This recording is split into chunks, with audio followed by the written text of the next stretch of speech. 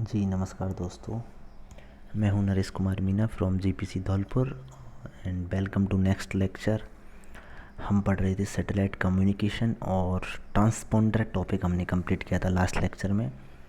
अभी next lecture में आपका स्वागत है और यहाँ हम पढ़ेंगे अर्थ स्टेशन। दो चीज़ें सबसे ज़्यादा इम्पोर्टेंट हैं सैटेलाइट कम्युनिकेशन चैप्टर में। एक है ट्रांसपोंडर जो कि सैटेलाइट के अंदर स्थित होता है, और दूसरी चीज़ है अर्थ स्टेशन। ठीक है, अर्थ स्टेशन जो सैटेलाइट से कम्युनिकेट करेगा। सो अर्थ स्टेशन के बारे में भी कई बार एग्ज़ाम में पूछा जाता है।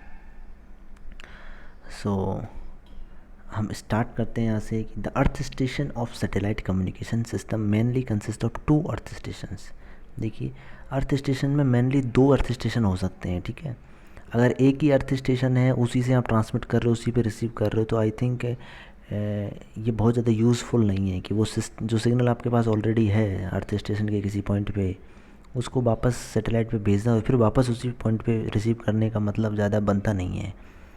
तो जनरली ऐसा होगा कि एक अर्थ स्टेशन तो होगा ट्रांसमीटर, और किसी दूसरे पॉइंट पे जहाँ पे डायरेक्टली कम्युनिकेशन पॉसिबल नहीं है, तभी तो हमने सैटेलाइट को लेके आए, ताकि ऐसे पॉइंट पे भी कम्युनिकेशन किया जा सके जहाँ पे डायरेक्टली सिग्नल को भेजना या दूसरे बाकी मेथड से कम्युनिकेशन करना पॉसिबल नहीं है। सो एक अर्थ स्टेशन तो आपका ट्रांसमीटर होगा और दूसरा कहीं और किसी अन्य पॉइंट पे जो अर्थ स्टेशन होगा वो रिसीवर होगा आपका। ठीक है, तो जनरली 2 अर्थ स्टेशन होंगे। और फिर ऐसा भी हो सकता है कि लाइक ब्रॉडकास्टिंग केस है, जैसे टीवी चैनल्स होते हैं, टीवी चैनल्स में एक जगह से अर्थ स्टेशन से आपने सिग्नल को सैटेलाइट को भेज दिया, उसके बाद वो ब्रॉडकास्ट कर देता है। सब बहुत सारे यूज़र्स होते हैं, बहुत सारे रिसीवर होते हैं, जैसे टीवी के जो चैनल्स आते हैं सभी लोगों के पास आते हैं, जबकि ट्रांसमिशन तो एक ही जगह से हो रहा होगा कहीं ना कहीं। जो भी स्टेशन है, जो चैनल वाले हैं, वो ब्रॉडकास्ट करते हैं उसको। ठीक है, तो वो अर्थ स्टेशन से पहले सैटेलाइट को देते हैं और सैटेलाइट से फिर जो सबके लिए वो डिस्ट्रीब्यूट हो जाता है वहाँ से। Where is the receiving earth station receives the information signal from satellite. ठीक है, तो रिसीवर जो होगा अर्थ स्टेशन, रिसीवर जो रिसीवर की तरह जो काम करेगा वो क्या करेगा, सैटेलाइट से सिग्नल को रिसीव करेगा। ठीक है, एंड द जो ट्रांसमीटर होगा वो सैटेलाइट को सिग्नल को ट्रांसमिट करेगा, मतलब अर्थ स्टेशन से सैटेलाइट को ट्रांसमिट करेगा। Sometimes the same earth station can be used for the both transmitting and receiving purpose. ठीक है, कभी कभी ऐसा हो सकता है कि सेम अर्थ स्टेशन ही रिसीवर और ट्रांसमीटर हो। In general earth station receives sorry in general earth stations receives the baseband signal in one of the following form: voice signals and video signals, either in analog or digital form। जो earth station जिस signal को actually वो transmit करने वाला है, वो signal actually baseband signal कहलाता है। ठीक है, अभी उसको वो एम्पलीफाई करना है, उसको फ्रीक्वेंसी को हाई करना है, उसको किसी हाई फ्रीक्वेंसी कैरियर पे उसको सुपर इम्पोज करना है, उसके बाद उसको हाई पावर एम्पलीफाई करना है, उसके बाद उसको ट्रांसमिट करना है, सारे अर्थ स्टेशन का काम है। उसके पास जो फॉर्मेट होगा, उसके पास जो सिग्नल मिलेगा, रिसीवर जो अर्थ स्टेशन है आपका, जो एज ए ट्रांसमीटर काम कर रहा है, सॉरी, जो ट्रांसमिटिंग का काम कर रहा है अर्थ स्टेशन, उसको जो सिग्नल मिलेगा वो किस फॉर्मेट में मिलेगा, या तो वॉइस के सिग्नल के फॉर्मेट में मिलेगा या वीडियो सिग्नल मिलेगा। सो इनिशियली क्या होगा, the analogue modulation technique named FM modulation is use for transmitting both voice and video signal. पहले यूज किया जाता है, earlier actually FM modulation technique use की जाती थी, which are in the analogue form. ठीक है, क्योंकि FM मॉड्यूलेशन आपका एनालॉग मॉड्यूलेशन है। ठीक है, later digital modern modulation techniques namely free FSK and PSK जो हमने डिजिटल कम्युनिकेशन में पढ़ेंगे।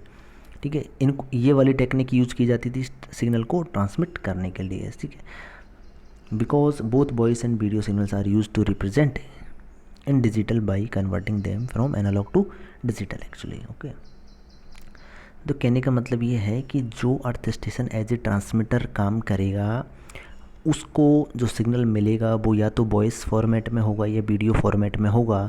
उसको अब ये मॉड्यूलेट करके हाई पावर एम्पलीफाई करके सैटेलाइट को भेजेगा। तो मॉड्यूलेशन जो यूज़ करेगा, जो अर्लियर पहले जो हम यूज़ करते थे वो FM मॉड्यूलेशन यूज़ किया करते थे, मगर ये डिजिटल एरा है अभी, और डिजिटल टेक्निक्स जब आई तो इसमें जो है कि हमारा ASK, FSK, PSK 3 तरह के डिजिटल एंड मॉड्यूलेशन टेक्निक होती हैं।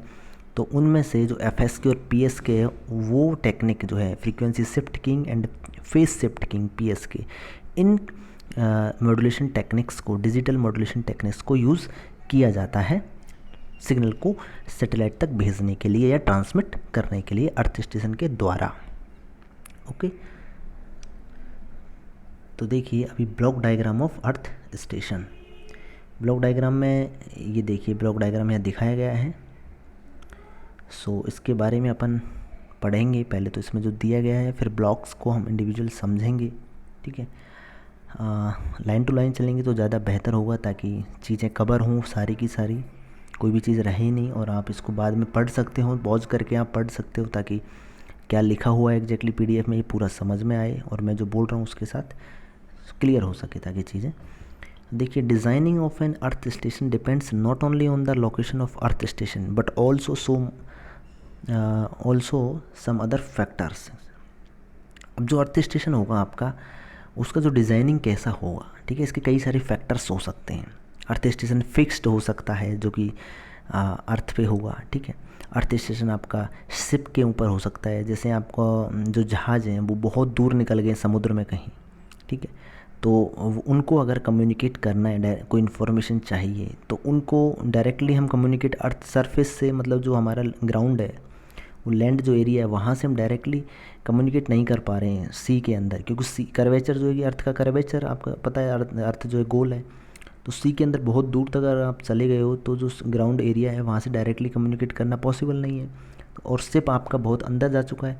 तो उस केस में आपको जहाज़ से कम्युनिकेट करने के लिए सैटेलाइट यूज़ करना पड़ेगा। ठीक है, तो आपका जो अर्थ स्टेशन सैटेलाइट पे लगाना पड़ेगा, सॉरी, अर्थ स्टेशन आपको जहाज़ के ऊपर लगाना पड़ेगा, शिप के ऊपर लगाना पड़ेगा, तब जाके कम्युनिकेशन पॉसिबल हो पाएगा। ठीक है, और एक अर्थ स्टेशन होगा आपका अर्थ पे और दूसरा होगा शिप पे। दो अर्थ स्टेशन हो गए, शिप के ऊपर रिसीवर वाला है। ये दोनों एक दूसरे के, चाहे वो ट्रांसमीटर और रिसीवर दोनों की तरह बिहेव कर सकते हैं, बिकॉज हो सकता है ग्राउंड से अगर शिप पे इंफॉर्मेशन भेजनी है तो ग्राउंड अर्थ स्टेशन जो है ट्रांसमीटर अर्थ स्टेशन ट्रांसमीटर की तरह बिहेव करेगा, और ये इन्फॉर्मेशन को सैटेलाइट पे भेजेगा, सैटेलाइट से इन्फॉर्मेशन शिप पे मिलेगी, और शिप प्रोसेस जो भी काम है, जो भी इंस्ट्रक्शन है उनको फॉलो करेगा, वापस रिप्लाई बैक करेगा, तो वापस फिर से शिप पे जो अर्थ स्टेशन है वो फिर ट्रांसमीटर की तरह बिहेव करेगा और सैटेलाइट को इन्फॉर्मेशन भेजेगा, सैटेलाइट वापस अर्थ स्टेशन भेजेगा। इस तरीके से मतलब अर्थ स्टेशन जनरली दो तो होंगे ही होंगे। ठीक है, इसमें लिखा है, देखिए, the location of earth station could be on land, ये ग्राउंड पे हो सकता है आपके ज़मीन पे, शिप पे हो सकता है, और एरोप्लेन में भी हो सकता है, चलते हुए एरोप्लेन में भी अर्थ स्टेशन हो सकता है आपको इस तरह की ज़रूरत पड़ जाए। ठीक है, तो the depending factors are type of service providing, frequency band utilisation. ठीक है, और फिर इनमें हम जो टाइप ऑफ सर्विस क्या है उसके आधार पर इसका डिज़ाइन होगा अर्थ स्टेशन का, फ्रीक्वेंसी बैंड कौन सा यूज़ किया है उसके आधार पर इसका डिज़ाइनिंग तय होगा है, इसके एंटेना की साइज़ क्या होगी, पावर एम्पलीफाई के लिए कौन सा एम्पलीफायर यूज़ किया जाएगा, ये सारे फ्रीक्वेंसी पे डिपेंड करता है। ठीक है, ट्रांसमीटर रिसीवर कैसा होगा, ट्रांसमीटर किस टाइप का होगा, एंटेना कैरेक्टरिस्टिक्स क्या होंगी, इनके सभी को चीज़ों को ध्यान में रखते हुए अर्थ स्टेशन को डिज़ाइन किया जाएगा एक्चुअली। ठीक है, इसका जो ब्लॉक डायग्राम है यहाँ दिखाया गया है, देखिए, तो ये सारा सर्किटरी जो है कि अर्थ स्टेशन के अंदर होगा, ये अभी मान लिया है कि एक ही अर्थ स्टेशन अभी हमारे पास जो एज ए ट्रांसमीटर और रिसीवर बिहेव कर रहा है। इनको अलग अलग भी किया जा सकता है। ठीक है, पर जनरली सभी अर्थ स्टेशन के पास ट्रांसमीटर का भी सर्किट होगा और रिसीवर का भी होगा, क्योंकि ज़रूरी नहीं है कि एक अर्थ स्टेशन सिर्फ और सिर्फ ट्रांसमीटर की तरह बिहेव करेगा और रिसीवर की तरह नहीं करेगा, या फिर सिर्फ रिसीवर की तरह बिहेव करेगा, ट्रांसमीटर की तरह नहीं करेगा। बहुत ही कम केसेस होंगे जहाँ पे सिर्फ सिंगल यूज़ होगा। जनरली दोनों ही काम करना चाहिए ताकि कम्युनिकेशन दोनों एंड से हो सके। ठीक है, तो देखिए, सबसे पहले इसमें दिखाया है, मैं आपको बता दूँ कि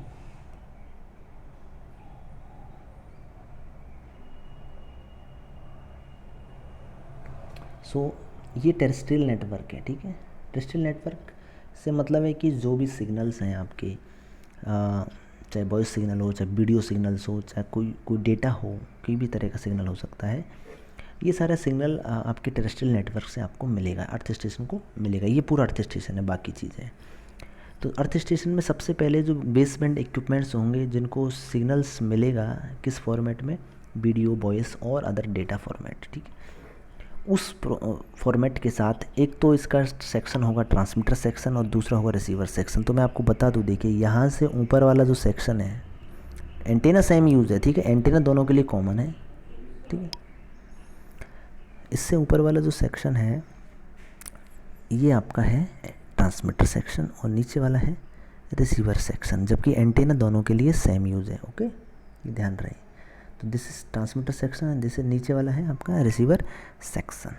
तो ट्रांसमीटर सेक्शन में क्या होगा कि सबसे पहले एनकोडर यूज़ किया है। देखिए, आपको डिजिटल मॉड्यूलेशन टेक्निक यूज़ किए तो एनकोडर यूज़ होगा, ठीक है, और अगर एनालॉग मॉड्यूलेशन टेक्निक यूज़ किए तो उसमें एनकोडर का कोई काम नहीं है। तो ये सारा चीज़ आपने जो एनालॉग मॉड्यूलेशन और डिजिटल मॉड्यूलेशन जो सब्जेक्ट्स हैं, जैसे सेकेंड ईयर में 206 सब्जेक्ट है जिसमें एनालॉग मॉड्यूलेशन में पढ़ते हैं, और थर्ड ईयर में 303 जो है इसी सब्जेक्ट के अंदर हमने डिजिटल मॉड्यूलेशन टेक्निक पढ़ी है। वो सारी टेक्निक्स आपको पता होनी चाहिए थोड़ा सा समझने के लिए, ताकि अच्छे समझ में आए। तो जो एनकोडर हम कहाँ यूज़ करते हैं, डिजिटल मॉड्यूलेशन टेक्निक में एनकोडर यूज़ करते हैं। तो यहाँ पे एनकोडर से आप जो आपका सिग्नल है उसको एक कोड के रूप में जो है कि बाइनरी फॉर्मेट में जो है कि चेंज कर देते हैं, 1 या 0 के फॉर्मेट में चेंज कर देते हैं। उसके बाद आपने एक मॉड्यूलेटर यूज़ किया है, ठीक है, और मॉड्यूलेटर कौन सा होगा, डिजिटल मॉड्यूलेटर, जिसके अंदर अपन फ्रीक्वेंसी शिफ्ट किंग या फिर फेज शिफ्ट किंग यूज़ करेंगे, ठीक है। नंबर 3 स्टेप आया ट्रांसमीटर के अंदर अप कन्वर्टर। चूँकि मॉड्यूलेशन के बाद अब सिग्नल आपके पास है, ठीक है, और मॉड्यूलेटेड सिग्नल है, बट जो मॉड्यूलेटेड सिग्नल है वो भी किसी जो आपने बेसबैंड सिग्नल को कैरियर पे सुपर इम्पोज कर दिया है, ठीक है, बट कैरियर अभी उतना हाई नहीं है, उतना हाई फ्रीक्वेंसी वाला नहीं है जो कि हमें चाहिए सैटेलाइट तक भेजने के लिए, जो फ्रीक्वेंसी हमें चाहिए एक्चुअली। क्योंकि हम सैटेलाइट कम्युनिकेशन फ्रीक्वेंसीज़ में आपको बताया जनरली सी बैंड यूज़ होता है, तो गीगाहर्ट्ज़ में सिग्नल चाहिए, तो हम उसके बाद अप कन्वर्टर यूज़ करेंगे। जो अप कन्वर्टर का काम क्या होगा, जो आपका सिग्नल है मॉड्यूलेटेड, डिजिटली मॉड्यूलेटेड सिग्नल जो है उसको फ्रीक्वेंसी को हाई कर बनाएगा, ठीक है, हाई बनाएगा। और उसके बाद अभी हाई फ्रीक्वेंसी सिग्नल आपके पास अवेलेबल है, और हाई फ्रीक्वेंसी सिग्नल, अब फ्रीक्वेंसी तो हाई हो गई मगर पावर भी हाई चाहिए, पावर इतनी हाई चाहिए ताकि वो सैटेलाइट तक सिग्नल पहुंच सके। तो फिर हाई पावर एम्पलीफायर यूज़ करेंगे। हाई पावर एम्पलीफायर यूज़ करने के बाद में सिग्नल जाएगा एंटेना के पास और एंटेना से जाएगा सैटेलाइट पे, ठीक है, स्पेस के, ठीक है। ये हो गया आपका एक चैन, ये ट्रांसमीटर चैन हो गई आपकी। इसके बाद सिग्नल ये रिसीव, अगर ये तो हुआ बात ट्रांसमीटर का, अगर इस ट्रांसमिशन करना है तो हो सकता है सैटेलाइट ने कोई सिग्नल हमें भेजा वापस अर्थ स्टेशन पे, उसको रिसीव करना है। तो रिसीव करते हुए क्या होगा, वापस सिग्नल एंटेना पे आएगा, ठीक है। सेम एंटेना यूज़ किया है तो फिर वो डिप्लेक्सर तो इसके अंदर होगा ही होगा, ठीक है, वो अंडरस्टूड है। चाहो तो आप यहाँ एक्सप्लेन कर सकते हो, इस एंटेना के ब्लॉक की जगह एक डिप्लेक्सर लगा के और एंटेना को अलग से लगा सकते हो, बट वो अंडरस्टूड है कि डिप्लेक्सर तो होना ही है अगर सिंगल एंटेना यूज किया है और ट्रांसमीटर रिसीवर दोनों एक ही एंटेना के थ्रू हो रहा है। उसके बाद आपका सिग्नल, रिसीविंग जो सिग्नल है वो जाएगा लो नॉइज़ एम्पलीफायर में, ठीक है। ये LNA मैंने आपको बताया, लास्ट लेक्चर में भी बताया था LNA का काम क्या है। ये क्या करेगा आपका एक तरीके से सिग्नल टू नॉइज़ रेशो जो होता है S/N, signal power upon noise power, इस रेशो को बढ़ाएगा। कहने का मतलब सिग्नल पावर को तो बढ़ाएगा और नॉइज़ पावर को घटाएगा, तो सिग्नल टू नॉइज़ रेशो आपका बढ़ जाएगा। Ultimately signal to noise ratio बढ़ गया मतलब सिग्नल में से नॉइज़ को रिमूव हो गया है, सिग्नल की स्ट्रेंथ बढ़ गई है। उसके बाद सिग्नल जाएगा डाउन कन्वर्जन में, ठीक है। डाउन कन्वर्ट किया सिग्नल को, जो फ्रीक्वेंसी जो डिजिटली मॉड्यूलेटेड सिग्नल पे आपको आउटपुट यहाँ मिली थी वो वापस उसी सिग्नल में कन्वर्ट करेंगे, फिर IF सिग्नल में।